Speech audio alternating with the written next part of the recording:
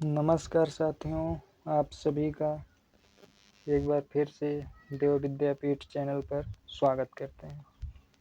साथियों, हम राजनीति विज्ञान पार्ट 1 ला रहे हैं, यानी कि इस वीडियो में पढ़ेंगे बीए प्रथम सेमेस्टर 2024-25 का।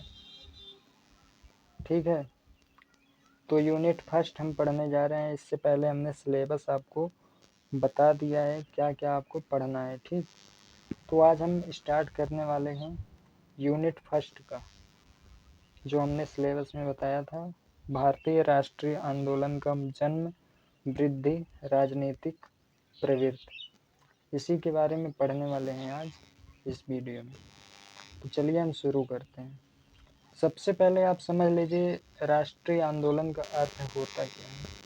सबसे पहले राष्ट्रीय आंदोलन का अर्थ जानेंगे, उसके बाद जन्म जानेंगे, किस प्रकार से आगे बढ़ी प्रक्रिया और राजनीतिक प्रवृत्ति क्या क्या हुए, ये सब हम आपको डिटेल में बताएंगे। और ज़रूरी नहीं कि आप सेम लिखिएगा, अपने मन से कुछ चीज़ें ऐड करके लिख सकते हैं। ठीक, और ऐसे ही लिखा भी जाता है बीए वगैरह में।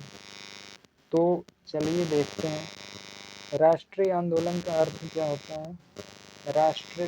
राष्ट्र के लिए चलाया गया आंदोलन, इसका अर्थ होता है राष्ट्र के लिए चलाया गया आंदोलन, जिसे राष्ट्रीय आंदोलन कहते हैं। यह देशवासियों द्वारा राष्ट्र हित में चलाया जाता है, यानी कि भारतीय जो लोग हैं, ये अपने देश की बात है तो भारत के लोगों द्वारा जो आंदोलन चलाया गया है, यही राष्ट्रीय आंदोलन है। यह देशवासियों के द्वारा राष्ट्र हित में चलाया जाता है। इतना आपको समझ में आया होगा, आशा करता हूँ। और भारतीय राष्ट्रीय आंदोलन का जन्म कैसे हुआ, इसके बारे में हम देख लेते हैं एक बार।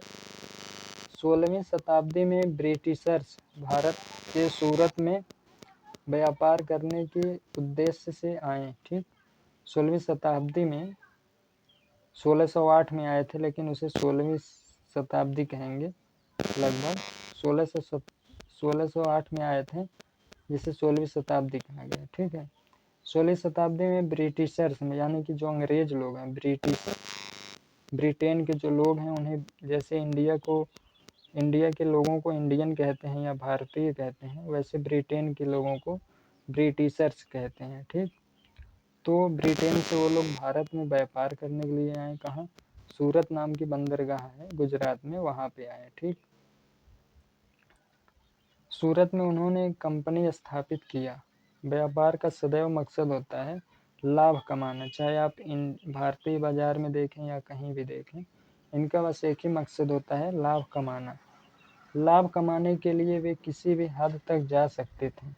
जो अंग्रेज आए थे यानी ब्रिटिशर्स, वो लाभ कमाने के लिए किसी भी हद तक जा सकते थे। उस समय मुगलों का शासन था भारत में, उस समय मुगलों का शासन था, इसलिए कंपनी को ज़्यादा फायदा नहीं मिल पाता था। उन्होंने धीरे धीरे राजनीति में प्रवेश किया तथा समय बीतने के साथ साथ उन्होंने पूरे देश पर कब्जा कर लिया। ठीक है, एक दिन में कोई चीज़ हो नहीं जाता है, इसलिए धीरे धीरे उन्होंने कंपनी बढ़ाने के चक्कर में पूरे देश पर ही कब्जा कर लिया। सोचिए उनकी ताकत, वो भी दूसरे देश में आकर के। और वहाँ ब्रिटेन से आने में समुद्री मार्ग था, तो 6 से 8 महीने भी लग जाते थे उन्हें आने में। तब भी देखिए कितना इन्होंने दिमाग लगाया। इन्होंने जब कब्जा कर लिया, उसके बाद क्या हुआ, ये भारतीयों का शोषण करने लगे। जब कोई जो अपने भारतीय थे, इनका शोषण करने लगे ये लोग। कौन? ब्रिटेन के जो लोग थे, वे सब नहीं थे, उसमें कुछ गद्दार लोग थे जो भारतीयों का ही शोषण करने लगे। हमारे देश में आके हमारे लोग की उनके साथ ही अन्याय करने लगे। 29 मार्च 1857 को बैरकपुर छावनी मंगल पांडे ने जेलर की हत्या कर दी। यहीं से भारतीय राष्ट्रीय आंदोलन की शुरुआत हुई, जिसमें देश के हर नागरिकों ने भाग लिया। इसके बारे में आगे पढ़ेंगे डिटेल से। यह तो एक पृष्ठभूमि है कि भारतीय राष्ट्रीय आंदोलन का जन्म कैसे हुआ। ठीक है, चलिए आगे चलते हैं। अब यहाँ हम देखने वाले हैं भारतीय राष्ट्रीय आंदोलन की विशेषताएं। तो पहली विशेषता है लंबी अवधि। ठीक, लंबी अवधि का मतलब है बहुत लंबा समय तक, बहुत लंबे समय तक भारतीय राष्ट्रीय आंदोलन चला। भारतीय राष्ट्रीय आंदोलन 1857 की क्रांति से शुरू होकर 1947 तक चली। इसके बाद भी न जाने कितने छोटे मोटे आंदोलन भारत में होते रहे। ठीक, यही इसका पहला हो जाएगा कि भारतीय राष्ट्रीय आंदोलन की अगर विशेषता आपको पूछ ले एग्जाम में, तो आप बताएंगे पहला लंबी अवधि चली। पहला दूसरा कोई भी करके लिख सकते हैं, लेकिन मतलब पहला हो गया लंबी अवधि, यानी क्रांति शुरू हो गया 1857 में, 1947 यानी आज़ादी तक चली। दूसरा पॉइंट आप डाल देंगे शांतिपूर्ण तथा क्रांतिकारी। इसका मतलब क्या है? हम जानते हैं कि भारतीय राष्ट्रीय आंदोलन में गांधी जी तथा इनके जैसे अन्य वृद्ध लोग शांतिपूर्ण आंदोलन में भाग लिए। ठीक, जैसे आप लोग जानते होंगे कि मतलब जो पुराने लोग होते हैं, पुराने विचारधारा के लोग होते हैं, वे लोग बहुत हिंसक नहीं होते हैं, इसलिए इन लोगों ने शांतिपूर्वक आंदोलन किया। वहीं देश के युवा जैसे भगत सिंह, चंद्रशेखर आजाद महापुरुषों ने क्रांतिकारी अर्थात हिंसात्मक रूप से लोहा लिया अंग्रेजों से। ठीक है, तो जो युवा लोग थे हमारे देश के, वो हिंसा मतलब खून खराबा करके इनसे लोहा लिए। किससे? अंग्रेजों से। अगला है आपका हेडिंग है, यानी अगला पॉइंट आपका है, क्या है? संवैधानिक विकास। यह क्या हम पढ़ा रहे हैं?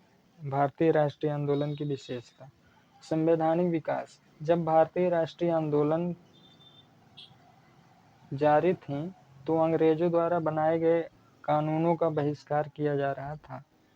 जब भारतीय राष्ट्रीय आंदोलन चालू थे, मतलब जारी थे, तो उस समय जो अंग्रेजों के द्वारा बनाया गया कानून था, उसका बहिष्कार भी किया जा रहा था तथा भारतीयों के हित को ध्यान में रखकर उसी समय संविधान बनाने का फैसला लिया गया। ये जो मतलब अंग्रेज द्वारा बनाया गया संविधान था, वो भारतीयों के शोषण के ही लिए बनाया गया था कि जितना हो पाए कमा के लोग लेके अपने देश ब्रिटेन जा सके।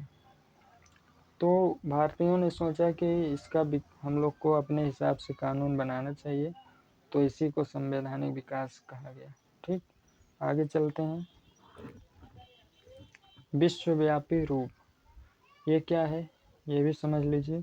चौथा पॉइंट आपका है विश्वव्यापी रूप। जिस समय भारत में अंग्रेजों के खिलाफ लड़ाई जारी थी, उसी समय वे अन्य देशों पर भी गुलामी कर रहे थे। ठीक, जो अन्य देशों पर गुलामी कर रहे थे अंग्रेज लोग, तो वे लोग भी इनसे प्रेरित होकर, मतलब भारतीयों से प्रेरित होकर अंग्रेजों के खिलाफ लड़ाई लड़ने लगे।